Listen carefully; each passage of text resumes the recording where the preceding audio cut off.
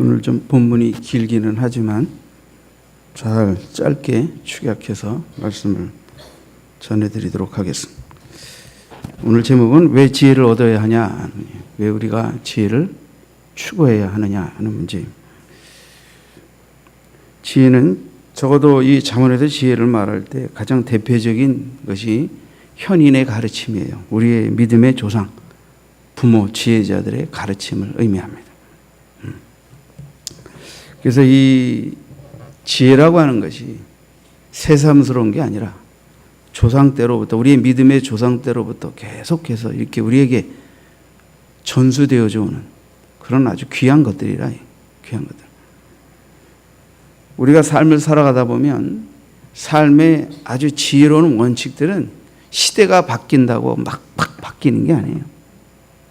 대부분의 절대 진리와 또 지혜적인 많은 진리적인 것들은 거의 다 시대가 바뀌어도 다 똑같습니다.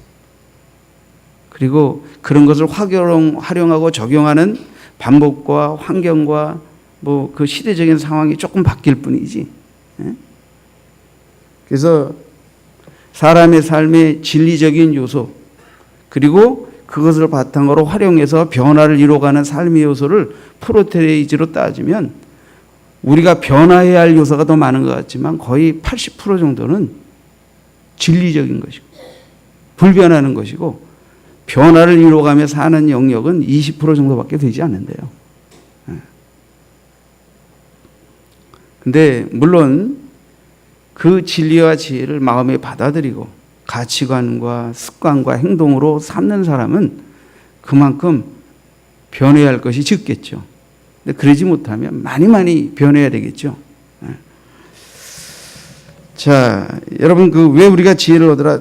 첫 번째 이 패러그래프에서 우리는 이 지혜를 얻으라는 반복된 지혜에 대한 추구의 촉구를 우리가 먼저 나누게 될 텐데, 1절부터 9절 말씀입니다. 1절부터 9절 말씀. 자, 우리가 지혜를 얻는다는 것은, 지혜를 추구하고 지혜를 따른다는 것은 이 하나님의 말씀을 계속적으로 신뢰하고 준수하는 어떤 행위를 갖는다는 걸 의미해요. 그러니까 지혜를 얻고 얻은 그 지혜를 따라서 순종하며 사는 것, 그게 계속해서 우리가 지혜를 얻고 추구하며 사는 삶의 특징이에요. 뭐 복잡할 것도 없습니다. 4절을 보시죠. 아버지가 내게 가르쳐 이르기를 내 말을 내 마음에 두라, 내 명령을 지키라. 그러니까 지혜를 내 마음에 두고 그것을 지켜 행하라. 마음에 두고 지켜 행하라 하는 거예요. 자, 우리가 이 지혜를 마음에 두고 실천하는 데 있어서 오늘 이제 1절로 10절 말씀 가운데서 세 가지 강조적인 부분을 좀 여러분들과 나누길 원해요. 7절을 보시죠. 이미 우리가 앞서서 설교했던 부분입니다. 7절. 지혜가 제일이니 지혜를 얻으라. 내가 얻는 모든 것을 가지고 명철을 얻을지니라. 그러니까 먼저 이 지혜가 최고의 가치다 하는 것을 인정하고 받아들일 수 있어야 한다는 거예요. 여러분, 가장 귀한 것을 얻기 위해서 사람은 가장 최고의 마음과 시간과 물질을 쏟는 거예요. 그러니까 하나님의 지혜가 최고다라는 이 믿음과 확신이 있어야 돼요. 두 번째 보면, 자, 8절에 보면 그를 높이라 그랬다면, 지혜를 높이라 그랬어요. 지혜를 높이라. 이 높인다라는 것은 이제 높이 쌓아 올리는 행위인데, 이것은 이제 비유적으로 보면 우리가 하나님을 높인다 그러면 하나님을 찬양한다는 거예요. 하나님이 우리를 높인다 그럴 때 우리를 높여주시는 거예요, 하나님. 부부간에도 우리가 서로를 높여야 돼요. 아내가 남편을 높이면 남편으로부터 아내는 존중받습니다. 근데 아내가 남편을 깎아내리면 존중받지 못합니다. 그렇죠? 그래서 우리는 자녀들 앞에서 남편을, 아내를 이렇게 흉보고 깎아내리는 짓을 하면 안 돼요. 그보다 내가 좀 서로 못마땅하게 많다 하더라도 좋은 면들을 부각시켜서 아빠를, 엄마를 높이고 칭찬하는 게 아주 중요한 것입니다. 여러분이 자녀를 키우면서 적어도 아빠의 좋은 면, 엄마의 좋은 면을 많이 담는 자녀가 되기를 원하지, 아빠의 못된 거, 엄마의 못된 것만 짬뽕해서.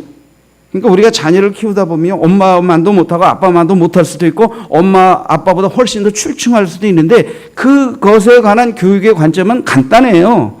아이에게 아빠의 좋은 면을 높여주고 엄마의 좋은 면을 부강시켜주나. 그래서 그걸 담게 했느냐. 아니면 맨날 아이 앞에서 엄마 욕하고 아빠 욕하고 서로, 그래서 애들은 부정적으로 욕하고 비난하고 탓하는 것만 듣고 커냐. 그거에 따라 달라지는 거예요. 달라지는 거예요. 그래서 우리가 자식 낳아서 나보다 못한 자녀로 키우고 싶은 아버지, 엄마는 아무도 없을 것입니다. 그거는 이론으로 그쳐서는 안 돼요. 그렇게 되려면 여러분들 행동을 보여야 돼요. 따라잡시다. 자식 앞에서. 큰 소리로 따라다요. 엄마들만 먼저 따라하세요. 엄마들만. 자식 앞에서 남편을 깎아내리지 말자. 아버지만 따라하세요. 아버지들만. 자식 앞에서 아내를 깎아내리지 말자. 오늘 분명히 얘기했어요. 물론 이제 자식들이 성인이 돼서 이제 다 이렇게 옳고 그름을 분별할 수 있는 나이가 되면 우리가 자식도 친구처럼 잘잘못을 얘기하고 이제 이렇게 좀 터놓고 얘기할 수 있는 사이가 될 때가 있어요. 근데 그런 아직 그런 성숙의 단계에 이르지 못한 미완의 미숙한 아이들에게, 그래서 부부간의 소통이 중요해요. 아내가 남편에 대해서 헛헛하고 남편이 아내에 대해서 헛헛하면 자식이 마치 어른이고 친구인 것처럼 착각하면서 거기다 쏟아놓을 것과 쏟아놓지 못할 걸 구별하지 못하고 막 쏟아놓게 돼요. 그게 나중에 부작용이 되는 겁니다. 부작용이 되는 겁니다. 여러분, 자식은 여러분이 의지하는 의존적 대상이 아니에요. 근데 우리가 약해지면 자식을 의지하게 돼요. 어떻게 하려고 그래가지고. 지금 아버지가, 엄마가 자식에게 의존적 대상이 아니라 도전을 주고, 그렇죠? 이끌고 뭔가를 양육하고 보육해야 할 책임 있는 자들이 자식에게 의존적이 되면 안 된다, 이게. 응?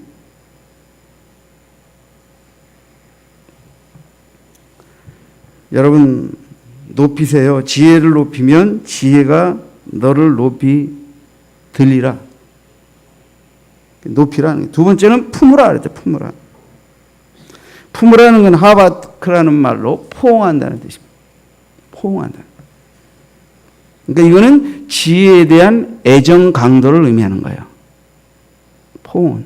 그러니까 포옹은 말 그대로 사랑의 표현입니다. 이 높이라, 품으라 이런 거는 이 부부간의 어떤 결혼의 용어로 쓰였어요, 사실은. 그래서 결혼에 이른 부부가 서로 사랑을 표현할 때 포옹하는 것입니다. 응? 포옹하십니까? 우리는 동양이고 그건 서구적인 사람들이 사랑을 표현하는, 지금은 이제 동서양의 구분이 없잖아요. 우리도 많이 개방이 됐잖아요. 지금부터 한 50년 전 분들은 뭐 이해해요. 근데 이제는 포옹하십시오. 이쪽에 포옹해 본 지 수십 년 된 분들도 좀 한두 분 있는 것 같아. 포옹하세요.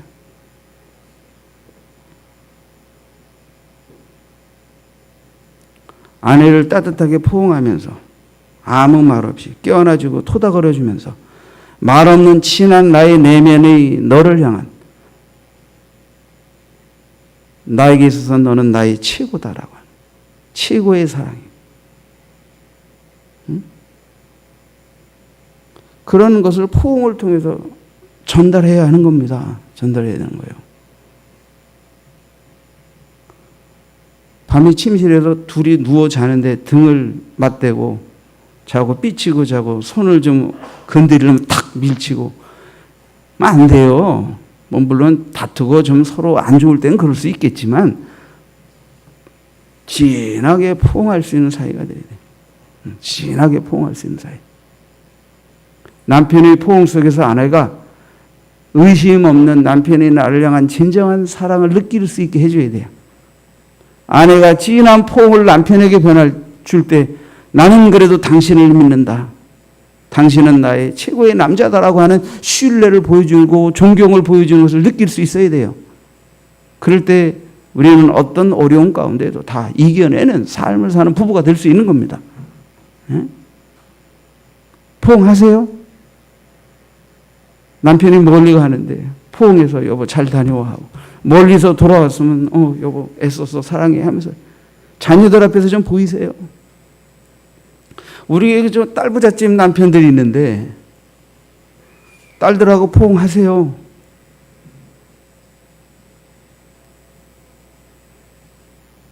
이 사랑의 스킨십을 나누는 게 아주 중요한 거예요. 말로만 하지 말고 손을 잡고 어깨를 두드려주고 포옹하면서 사랑을 표현하세요. 풍성하게 표현하세요. 이게 아주 중요한 거예요. 사랑은요, 표현하지 않으면 낯설어져요. 부부간에도 다투고 싸우고 손잡아 보면 지 오래되고 각방 쓰고 그렇게 몇 달 지나 보세요. 그러면 굉장히 말 걸기도 어색하고요. 굉장히 남남 같습니다. 에? 그러니까 나누고 표현해야 되는 거예요, 이게. 자꾸. 제가 이렇게 말하는 게 여러분에게 아주 수준 낮은 말이기를 바랍니다. 에? 지금 내가 수준 낮은 소리를 하고 있는 거예요. 에? 잘하고 있는 분들에게.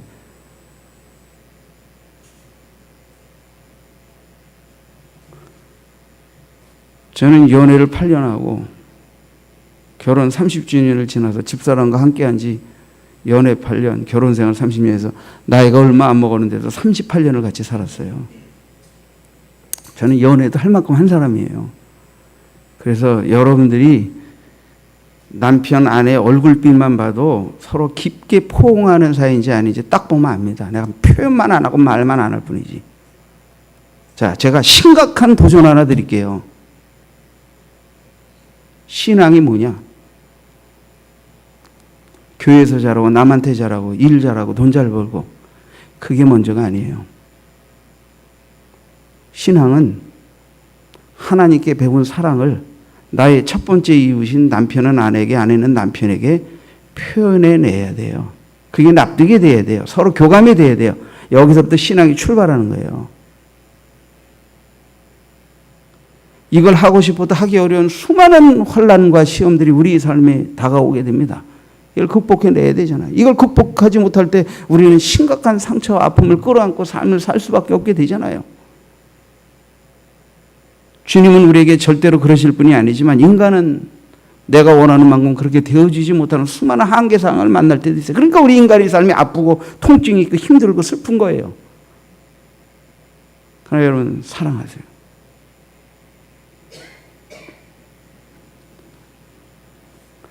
오늘 저녁에 가서 느닷없이 끌어안으세요. 여러분 아내가 삐쳤을 때 여러 가지 말을 하지 말고 느닷없이 한번 끌어안고 미안해 여보 삐쳤어 화났어? 한번 해보세요. 그걸 네가 옳으냐 내가 옳으냐 뭐가 어떻다 따지고 이래가지고 해결될 문제가 아니라 한번 확 끌어안아주면 끝날 문제거든. 끝날 문제거든. 응? 어쩌다가 이렇게 손잡는 것도 끌어안는 것도 타인을 대하듯이 이렇게 낯설고 어색하면 어떡하자는 거예요. 어떡하자는 거예요. 응? 지혜를 포옹한다는 것은 지혜를 정말 사랑한다는 거예요. 아주 강도 높게. 그럼 어떻게 된다? 그 지혜를 품으면 그가 너를 영화롭게 하리라. 영화롭게 하리라. 여러분 아가서에 보면 5장 9절에 이런 말씀이 있습니다. 지혜와 우리 관계를 이렇게 부부의 결혼의 관계 속에서 은유적으로 이렇게 표현하는 거니까 5장 9절에 보면 여자들 가운데 어여쁜 자야 너희 사랑하는 자가 남이 사랑하는 자보다 나은 것이 무엇인가? 너희 사랑하는 자가 남의 사랑하는 자보다 나은 것이 무엇이기에 이같이 우리에게 부탁하는가? 너희 사랑하는 자가 남의 사랑하는 자보다 나은 게 뭐냐? 그러니까 쉽게 얘기하면 네 신랑이 남들이 신랑보다 나은 게 뭐길래 그렇게 환장하고 사랑하냐?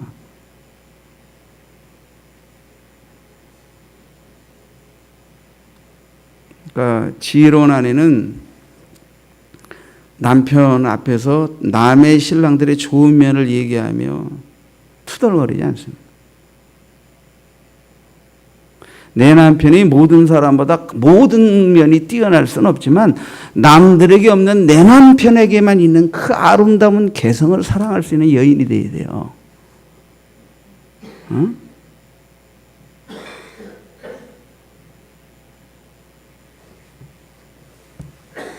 여러분, 최고의 가치, 우리가 지혜를 최고의 가치로 여기듯 부부간에 아내는 남편을, 남편은 아내를 문남성, 문여성과 비교할 수 없는 나의 최고의 사랑의 가치로, 그래서 그를 높이고 그를 끌어안고 말이에요.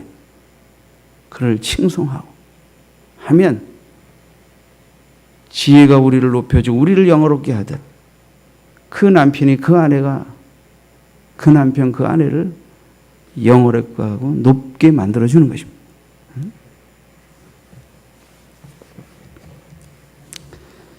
그런 지혜를 사랑하고 포옹하는 자에게 어떤 보상을 준다고 그랬어요? 9절에 보세요. 9절, 그가 아름다운 관을 네 머리에 두겠고 영화로운 면류관을 네게 주리라. 원래 이게 결혼하게 되면 부부간에 서로의 화관을 씌워주잖아요. 아름다운 관을. 이제 그런 모습을 비유해서 설명하는 것인데, 아름다운 영화로운 면류관을, 관을 네게 주겠다.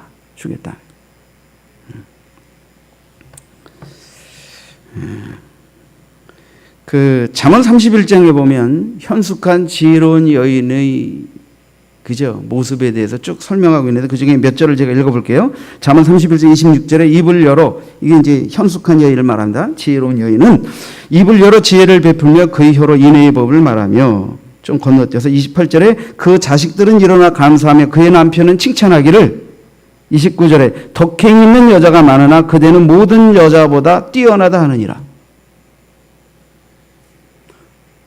30절에 고운 것도 거짓되고 아름다운 것도 헛되나 오직 여호와를 경외하는 여자는 칭찬을 받을 것이라. 자, 지혜로운 여자가 뭐예요? 여호와를 경외하는 여자예요. 칭찬을 받을 것이라. 31절에 그 손의 열매가 그에게로 돌아갈 것이요 그 행한 일로 말미암아 성문에서 칭찬을 받으리라. 그러니까 지혜로운 여인은 자식이 일어나 감사하고 남편이 그를 칭찬하고 성문의 사람들이 높인다 이게. 그 여인의 남편도 사람들에게 존중을 받는다 이게. 우리가 이렇게 지혜로운 여인은 자식으로부터 남편으로부터 칭송과 감사와 높임을 받고, 그런 지혜로운 아내의 사랑과 높임을 받는 남편은 세상에서도 높임을 받게 된다. 역으로 반대로 마누라에게 칭찬받고 높임받지 못하는 남편이 세상에서 높임받을 수 없어요.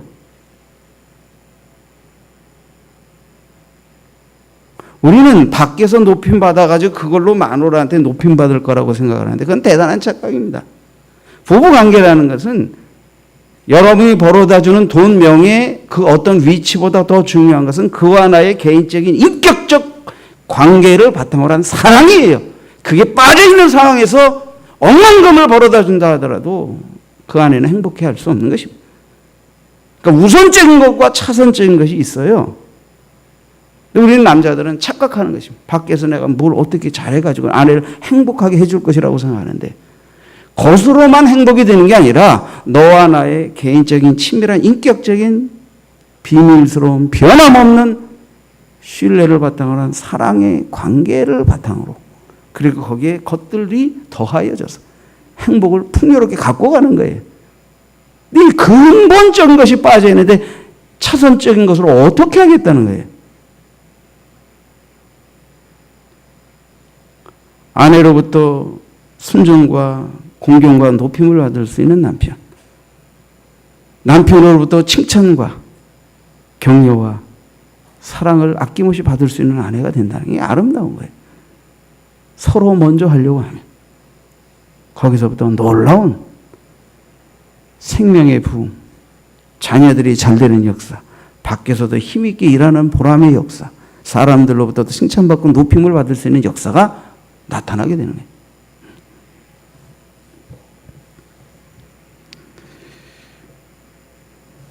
여러분, 이 아름다운 영화의 면류관, 생명의 면류관은 사실 지혜는 하나님이고요. 예수는 하나님이 베푸신 구원의 지혜의 본체이시잖아요. 우리가 그 예수를 영접하고 그 예수님이 나의 영의 신랑이 되고 그럴 때 그 지혜를 쫓아 그 예수님을 닮고 쫓아 산 평생의 삶을 통해 우리는 하나님 앞에 의의 면류관, 썩지 않는 면류관, 생명의 면류관 얻게 될 것입니다. 자, 그렇다면 이제 왜 지혜를 얻어야 되느냐? 10절부터 보시죠. 10절부터. 왜 지혜를 얻어야 되느냐? 첫째, 지혜는 생명을 주고 생명의 길로 인도하기 때문이라. 10절에 내 아들아 들으라 내 말을 받으라 그리하면 네 생명의 해가 길리라. 생명의 해가 길리라. 13절에도 훈계를 굳게 잡고 놓치지 말고 지키라. 이것이 내 생명이라. 그러니까 지혜는 생명을 주고 생명길로 인도한다. 여러분, 우리는 지혜를 얻을 때 영생을 얻습니다. 이때 이 지혜는 뭐예요? 지혜의 근본은 하나님을 경외하는 것이라고 했잖아요. 하나님을 경외하는 믿음, 지혜 중에 지혜인 하나님을 경외하는 믿음을 우리가 얻게 될 때 하나님이 주는 영생을 보상으로 받게 되는 것입니다. 그리고 계속해서 하나님이 우리 부모와 조상들을 통해 베푸셨던 그 놀라운 지혜들을 쫓아 살게 될 때 우리는 아주 놀라운 생명길로 인도함 받는 복을 얻게 된다는 거예요.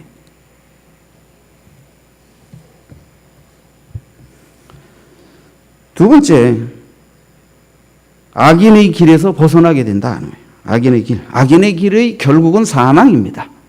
그러니까 사망길에서부터 벗어나게 된다는 거예요. 14절 이하를 보시죠. 14절. 사악한 자의 길에 들어가지 말며 악인의 길로 다니지 말지어다. 그 길을 피하고 지나가지 말며 돌이켜 떠날지어다. 자, 악한 자의 길에 들어가지 말라. 그 길로 다니지 말라. 피하고 지나가지 말고 돌이켜 떠나라. 한마디로 말하면 악인의 길을 피하고 돌이켜 떠나라는 거예요.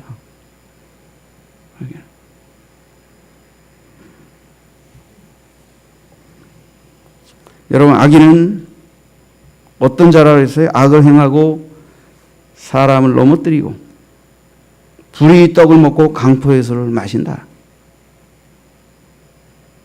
신앙은 사람을 잡아뜨리는 게 아니라 사람을 살리고 세워주는 거고, 세상에서의 생존 경쟁은 내가 잘되고 내가 너보다 낫고 내가 너보다 얻기 위해서 남을 잡아뜨리고,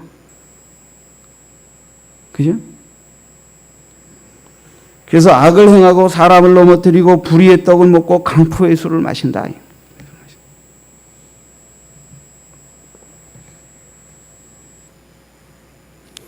그래서 어떤 돈 많은 분이 늘 친구들에게 술 많이 샀대요. 한 20, 30년 샀대요. 그러다 보니까 술값을 많이 소진했는지 나이가 들어서 돈도 많이 떨어지고 거기다 이렇게 중풍이 걸려가지고 한 번 이렇게 인사차 오더니 그다음부터 싹 친구들이 끊어지대. 수십 년 동안 나한테 술을 더 먹은 놈들이 발그림자도 안 비치더래. 술로 영원한 친구를 사귈 수 없어요. 술을 마시는 친구는 술 마실 때뿐입니다. 근데 새술, 성령의 새술, 진리를 서로 나누는 자는 영원한 친구가 될 수 있는 것입니다. 아멘?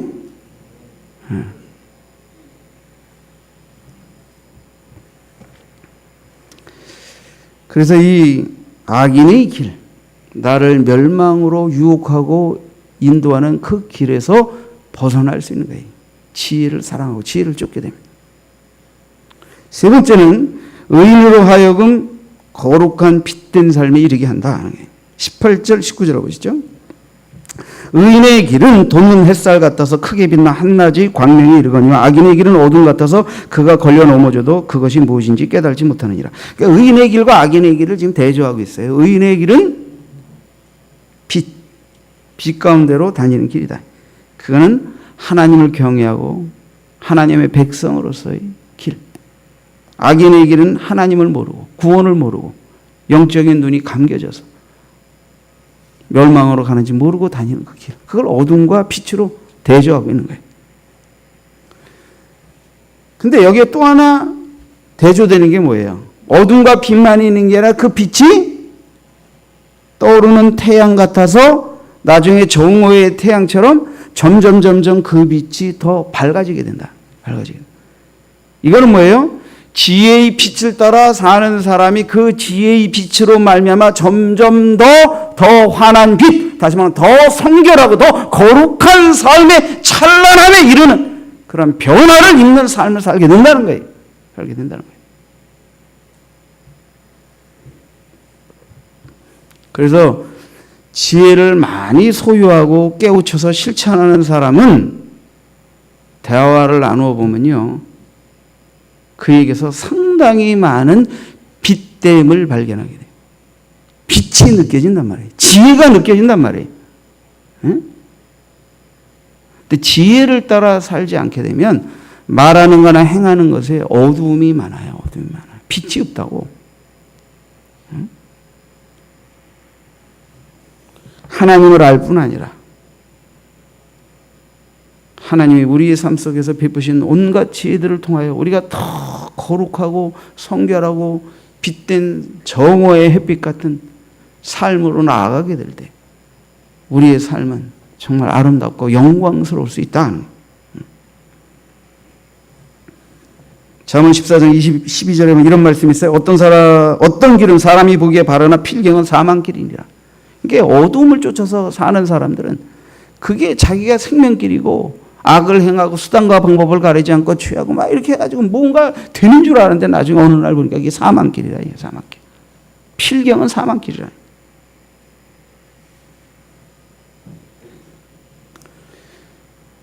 여러분, 여러분의 심령 가운데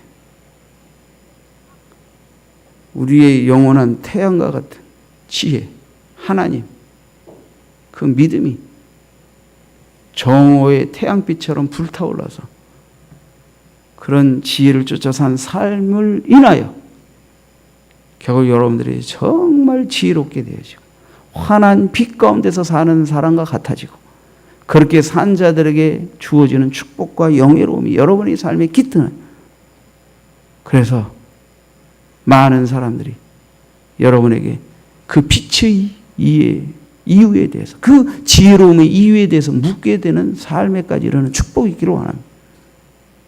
진리라는 것은 많이 아는 것으로 되는 게 아니에요. 여러분이 진리를 많이 안다고 사람들이 여러분에게 진리에 대해서 물어보지 않아요. 진리를 통해서 여러분의 삶과 인격이 탁월하게 바뀌어져서 여러분의 삶 속에서 빛이 느껴질 때 그 빛의 정체를 알기 위해서 물어오게 되는 거예요. 그래서 진리가 그래서 어려운 겁니다. 진리를 지식으로 많이 알고 있다고 아무나 여기서도 진리를 막 떠들 수 있는 게 아니에요. 진리는 한 번 듣고 뭐 지식으로 알고 뭐 좋은 말 이게 아니라 진리라는 것 자체는 듣고 반드시 행해야 한다는 전제 속에서 하나님 우리에게 진리를 주신 것이기 때문에 진리를 삶 속에 실천하여 진리를 터득하고 진리의 능력을 체험하고 진리의 상급을 얻은 자가 진리를 말할 수 있는 자격과 기회 앞에 서게 되는 거예요. 응? 큰일 났어요. 우리가 나이는 먹어가고 믿음의 연료는 쌓아져 가는데.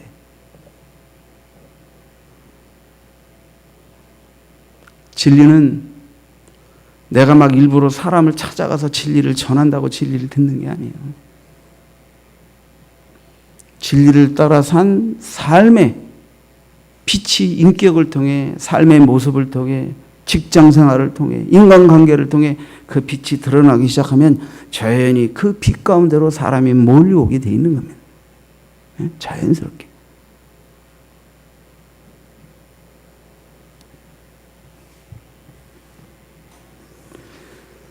자, 네 번째는 지혜는 생명이 되고 온 육체의 건강이 된다. 22절 보시죠. 22절. 그것을 얻는 자에게 생명이 되며 그의 온 육체의 건강이 됨이니라. 무릇 지킬 만한 것 중에 더욱 내 마음을 지키라. 생명의 근원이 이에서 남이니라. 그러니까 이 지혜를 얻고 쫓는 사람은 생명을 얻고, 그리고 온 육체의 건강을 얻게 된다. 지혜가 육체의 건강이 된다는 건 뭔 뜻입니까?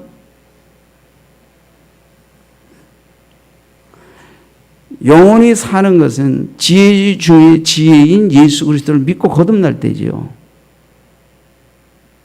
우리가 지혜를 통해서 육체의 건강을 얻고 누리며 사는 것은 뭐예요? 지혜가 가르쳐주는 건강의 원리들, 자연적인 법칙들을 깨지 않고 잘 살 때 건강이 유지되는 거예요. 유지되는 거예요. 우리가 건강하다, 아프다 하는 것은 무엇을 의미합니까? 지혜를 온전히 실천하고 살아서 건강을 지켜내고 건강을 가꾸며 사는 것. 그것이 지혜예요. 그래서 지혜를 따라 사는 것이에요. 물론 우리가 원치 않는 지병이나 불치병들이 우리에게 찾아올 때도 있어요. 우리 교회도 아프신 분들이 많습니다. 근데 보세요. 아픈 게 중요한 게 아니라 계속 또 아파서 이렇게 가는 게 아니라 아픈 가운데도 더 이상 아프지 않고 또 그런 것을 잘 가꾸어서 건강을 지켜내고 이렇게 길게, 그죠? 생명을 잘 가꾸면서 사는 지혜로움이 있는 사람은 그 지혜로 건강을 지켜내는 겁니다. 그러니까 건강이 점점 더 악화되는 것은 좋지 않죠. 물론 나이가 들어가면서 순리대로 몸이 약해지고 기억력이 떨어지고 이런 건 어쩔 수 없어요. 응? 생명이 순리대로 이제 흙으로 돌아갈 때까지, 응? 그런 거 말고 너무 이른 나이에 우리가 건강을 잃게 되어지는 것들은 다 이게 지혜를 따라 살지 못한 결과로 생겨지는 일들이라는 걸 여러분 아셔야 돼요.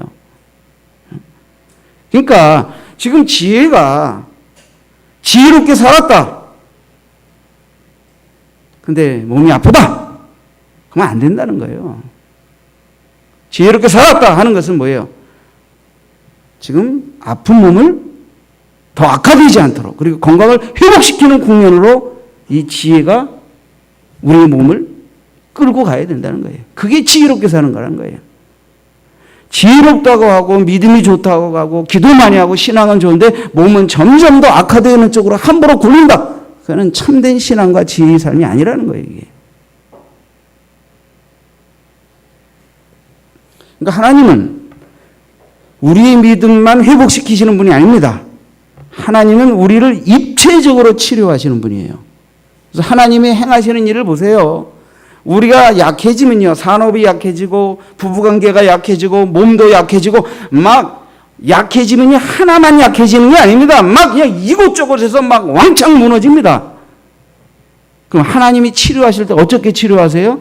믿음만 아닙니다. 믿음만이 아니라 부부관계뿐만 아니라 돈, 건강, 여러 가지 측면을 한꺼번에 입체적으로 회복시키기 위한 작업을 하나님이 입체적으로 하십니다. 하나님 굉장하신 분이에요. 그게 지혜의 힘입니다. 그래서 지혜를 얻는 자는 생명을 얻게 되고 온 육체의 건강이 된다. 근데 보세요. 이 건강은 그냥 몸만 건강해서 오는 게 아닙니다. 응? 마음이 또 건강해야 돼요. 마음이 평안하고 마음이 건강해야 몸의 건강을 유지시킬 수 있어요. 이 몸의 건강이 체력 단련만으로 유지되는 게 아닙니다. 마음이 평정이 깨지고 스트레스 받고 격동하게 되면요, 몸의 건강이 해치게 돼 있어요. 그래서 몸의 건강과 마음의 건강은 같이 맞물려 있는 겁니다. 맞물려 있는 겁니다. 그럼 마음은 뭐예요? 마음은 잠언 기자가 말하죠. 모든 지킬 만한 것 중에 더욱 네 마음을 지키라 그랬다면 이 생명의 근원이 이에서 남이라. 마음은 생명의 좌소예요. 그래서 마음이 거듭날 때, 마음이 진리를 모시고 예수 그리스도로 말미암아 거듭날 때 죽었던 영적 생명이 살아나요.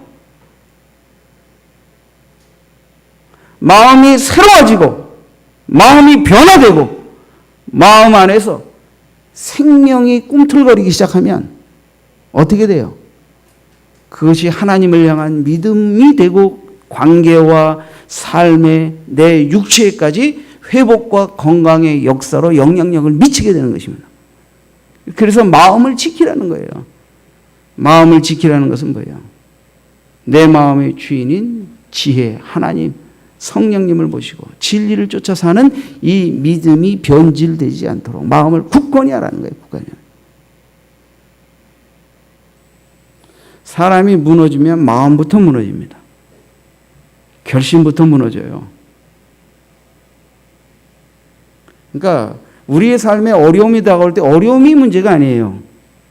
어려움을 바라보면서 믿음을 지키고 그것을 극복해내는 마음의 힘을 지혜로부터 하나님을 경외하는 믿음으로부터 얻어서 마음이 강해지고 그렇게 해서 몸과 마음과 삶을 다스리면 회복과 부흥의 역사가 우리 삶 속에 다시 찾아오는 것입니다. 그런데 마음이 무너지면 믿음이 무너지고 마음이 무너지면 육체도 무너지고 그러면 이미 무너져 있는 것들을 다시 일으킬 수 없는 것입니다. 그래서 무릇 마음을 지키라는 거예요. 마음을 지키라는 거예요. 그럼 부패한 마음을 지키라고? 마음을보다 심히 부패한 것이 사람의 마음이라고 예레미야 선지자는데 부패한 마음을 지키라는 게 아니죠. 예수 믿고 거듭난 새 마음, 성령을 모신 마음, 지혜를 모신 마음, 하나님을 경외하는 믿음의 마음을 지켜서 거기서부터 뭐예요? 영적인 활력이 내 마음을 지배하고 내 육체를 지배하고 내 삶을 지배하고 내 관계가 회복이 되면서 거기서부터 진정한 부흥의 역사가 일어나는 거예요. 그러니까 부흥은 교회 사람들이 많이 모여드리는 게 부흥이 아니에요. 진정한 부흥의 의미는 내 안에서부터 하나님의 은혜와 능력으로 말미암아 내 속사람에, 내 마음에, 내 삶에 회복과 치유와 활력과 부흥의 역사가 일어나요. 그러니까 내 안에서 진리가, 내 안에서 지혜가, 내 안에서 하나님을 경외하는 마음이, 내 안에서 이웃을 사랑하는 마음이, 내 안에서 아내와 남편을 용서하고 격려하고 위로하고 자녀들을 애틋하게 생각하고 하나님의 나라를 위한 사명감이 이게 불타오르고 지펴지는 이 부흥이 이게 진정한 의미의 부흥이에요. 그런 자가 이웃을, 가족을, 교회를 부흥시키는 것입니다.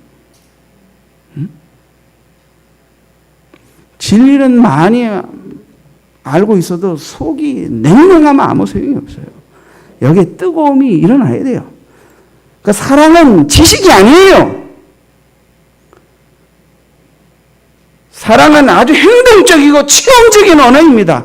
믿음도 단순한 지식으로 머물러 있는 게 아니에요. 믿음도 행한다고 하는 뜻이에요. 그래서 히브리어로 믿음을 말할 때 할라카라는 걷는다는 뜻, 헬라어로 포에오, 피스티스 이런 것들이 다 행한다는 행동과 관련이 있어요. 그러니까 믿음은 굉장히 동적인 언어입니다. 지식으로 관념화 머물러 있는 게 아니라 하나님과 나와 이웃, 나와 삶의 관계 속에서 움직임이 나타나는 게 믿음이에요. 그러니까 사랑은 속으로만 사랑한다고 멈추고 있는 게 아니라 사랑이 손으로, 포옹으로 표현되어질 때 사랑을 실천한 거예요. 지혜를 우리가 사랑하고 믿고 따른다면 그 지혜로 말미암은 삶의 열매와 변화가 인격 안에, 관계 안에, 산업 안에 구체적으로 나타나는 것입니다. 그 중에 하나가 몸의 건강도 회복되는 것입니다. 아멘? 그러니까 우리가 지혜를 따라 살고 기도하면 몸이, 산업이, 삶이 다운돼서 막 걷잡을 수 없이 다운되는데 여러분 내려갈 때는 위험한 겁니다. 근데 더 이상 내려가지 않게 뻗팅기기 시작해서 반전을 이루게 되면 어떻게 돼요? 거기서부터 치료와 회복의 역사가 일어나게 되는 거예요. 제가 여러분의 삶을 바라보며 기도할 때 지금 계속 내려가고 있나? 큰일 났다. 계속 기도합니다. 근데 어느 순간인가 더 이상 내려가지 않고 딱 반전을 이루는 회개와 변화의 역사를, 자기를 들여다보는 눈을 하나님의 지혜로부터 발견하면서 어떻게 해요? 다시 차고 올라가는 흐름으로 변곡점이 이루어지는 순간 됐다. 기도가 바뀌게 돼요. 계속 내려갈 때는 회개케 하옵소서, 자신을 들여다보게 하옵소서. 그러나 딱 튀어 올라가게 되면 이제는 힘과 용기와 위로를, 격려를 베풀으시고 그 지혜의 눈을 더 밝혀주십시오. 기도가 바뀌게 되는 겁니다. 건강도 똑같아요. 산업도 똑같고 우리의 관계도 다 원리는 똑같습니다.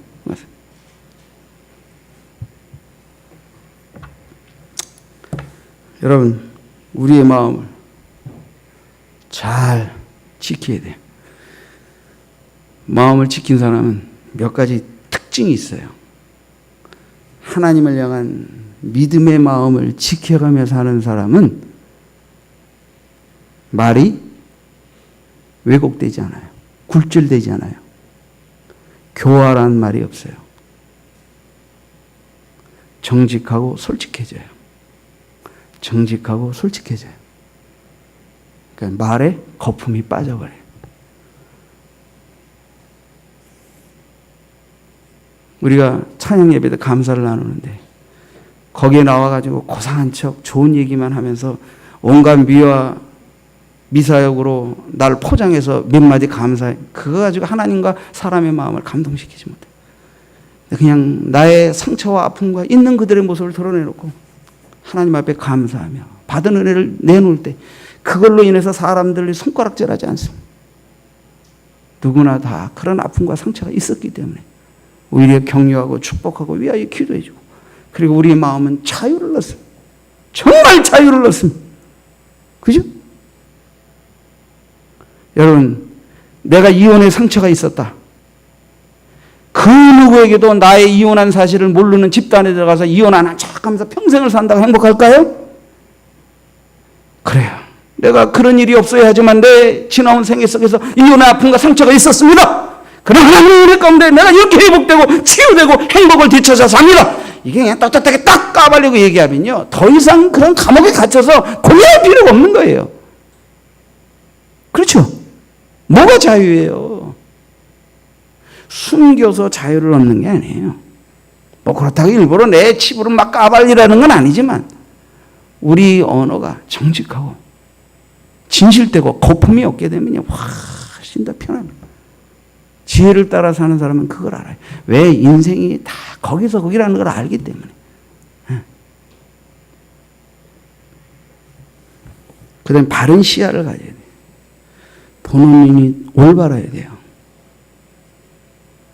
지혜를 쫓아 살고 마음을 지키게 되면 시야가 올곧게 열리게 됩니다. 그리고 어떻게 돼요? 편견이 없어요. 치우치는 게 없어요. 마음이 이랬다 저랬다 하지 않아요. 내가 지향해야 할 마음을 딱 굳건히 붙잡게 돼요. 진리는 그런 거잖아요. 진리를 쫓는 사람은 그렇잖아요. 조속지변으로 변하지 않잖아요.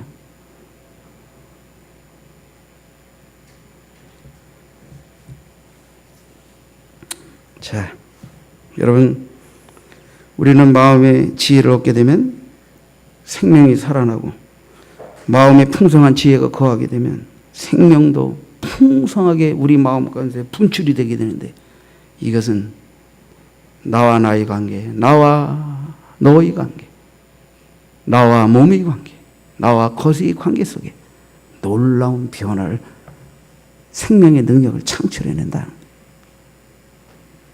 그래서 지혜는 생명을 주고 생명길로 인도하는 것입니다. 마음의 건강은 육체의 건강이 됩니다. 활성된 마음은 육체의 활력을 불어넣게 되는 것입니다.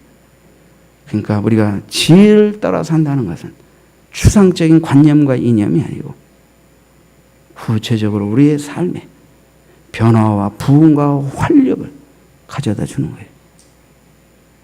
예수 믿고 영생을 얻는 것이 추상적인 게 아니잖아요. 주님과 함께 내가 주의 신부가 되어 영적 혼인 생활에 들어가는 게 추상적인 관념이 아니잖아요. 구체적이고도 체험적인 영적인 은혜와 감동과 활력이 우리에게 있잖아요. 여러분의 부부관계가 결혼해서 호적만 올리고 각방 쓰고 따로 사는 게 아니잖아요. 거기 희노애락의 모든 것들을 나누면서 거기에서 의미와 활력과 기쁨과 행복을 가꾸고 이러한 것들을 위협하는 온갖 것들과 싸워서 부부간의 사랑과 신뢰를 지켜내고 이렇게 해가면서 우리가 인생을 사는 거 아니에요. 우리 믿음도 똑같고. 사랑하는 성도 여러분, 지혜를 높이시고 지혜를 끌어안으세요. 지혜를 최고로 여기세요. 그래서 원래 목사라는 존재는 여러분이 지혜를 사랑하게 되고 지혜의 가치를 인정하게 되면 목사가 귀해지고, 여러분이 지혜를 하찮게 생각하고 세속적으로 살게 되면 목사의 가치도 별로 없어요. 여러분이 목사님이나 부모님이나 주변의 성도들로부터 내 삶을 타개해 나가고 어둠에서 빛으로 나갈 수 있는 지혜의 빛을 얻게 되어질 때, 그 가치가 여러분의 삶에 정말 체험되어질 때 지혜를 최고로 알게 되고, 지혜를 베푸는 사람을 또 고맙고 귀하게 여기게 되고, 그죠? 그러니까 지혜를 위하여 친구가 되고, 또 지혜를 못 만난 자들에게 기꺼이 친구가 되어 지혜로 그들을 살리려는 몸의 움직임이, 삶의 움직임이 나타나게 되는 것입니다. 지혜를 지식으로만이 아니라 행함에 있는 믿음으로 지혜를 쫓고 실천하고 그 지혜를 추구하여 얻는 구체적인 삶의 역사를 경험하는 여러분들 되기를 주의 이름으로 축원하며 기도하겠습니다.